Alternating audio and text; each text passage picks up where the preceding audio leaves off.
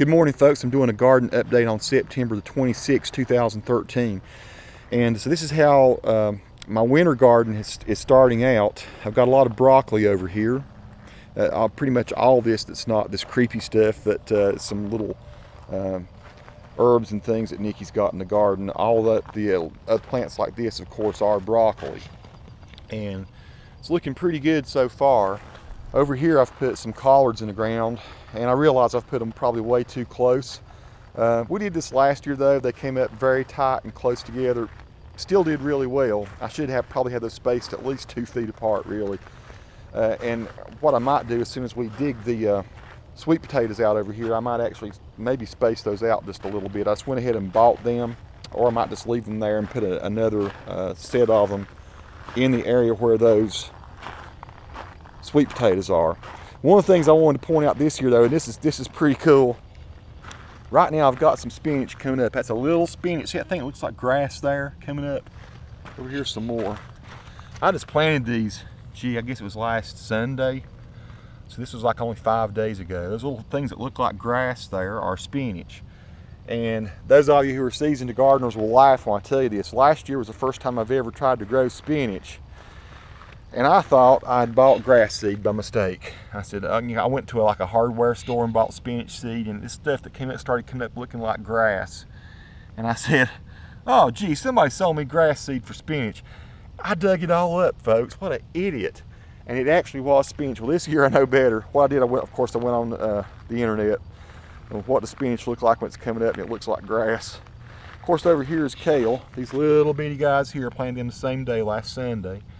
So those little guys are kale. It's coming up pretty good over here. And last year I kind of planted my kale a little too crazy. This time I spread the seeds out. I really didn't put very many seeds in here, but it's coming up really quick, and little mounds of it there. I did 2 rows. So pretty soon I'll have some good kale coming up.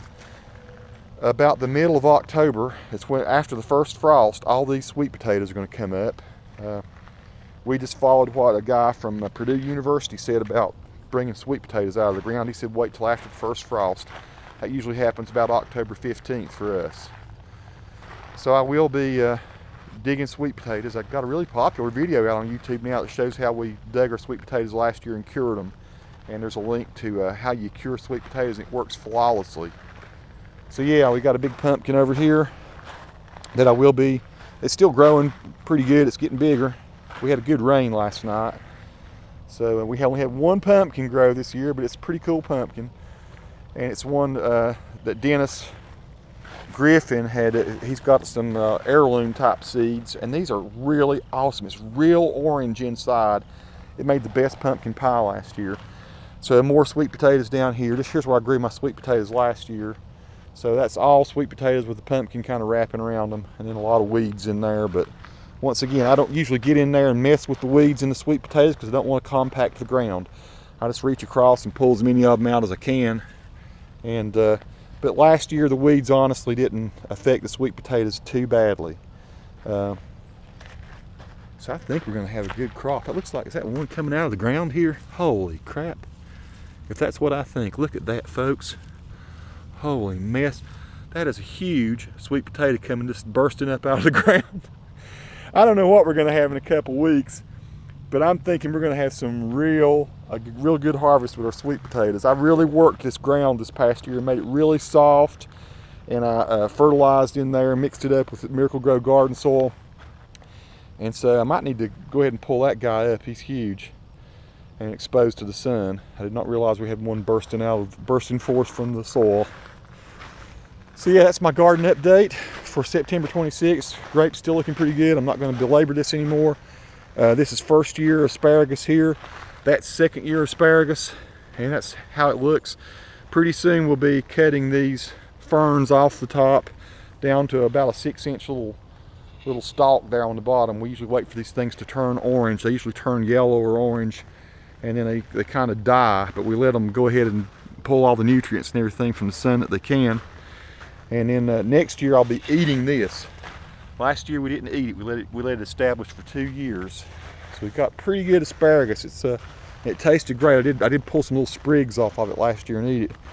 It was almost too much for me not to to just dig in and start eating it. Some of these grapes doing really well. These are the Niagaras. The two Niagaras we bought are fantastically growing. The Fredonia's down there, not so much, but they were just this year. These Niagaras we planted last year. So we're getting ready to, we got one going one way. Nikki's doing most of the vine dressing. I do the reporting, she does the tying up of the vines and stuff. And she's doing a great job. She's getting ready to get one shoot to go out this direction. So we're gonna have them, of course, going left and right, like she's done over there.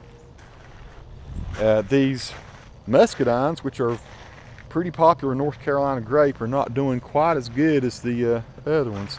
You know, we bought, both of us said they were muscadines, so maybe it's two varieties, because look at the leaves on this one. That's not the same kind of leaf that's over here, is it? So I'm not sure what kind of grape we bought here. Both of them did say muscadine, I don't know, of some sort. There might have been two different varieties. So yeah, little garden's doing pretty well. Love the raised bed garden. So easy to work. You know, it's less work on your back. This one that's in the ground was a lot less expensive. And but it's turned out really well. I made this one sort of like it is a raised bed, but it's sort of a hybrid in the ground type thing. The grass doesn't get into it so bad.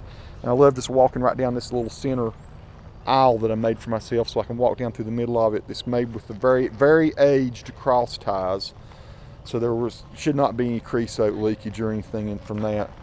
This is like big old huge timbers, and of course this one was one made with blocks from Lowe's Hardware.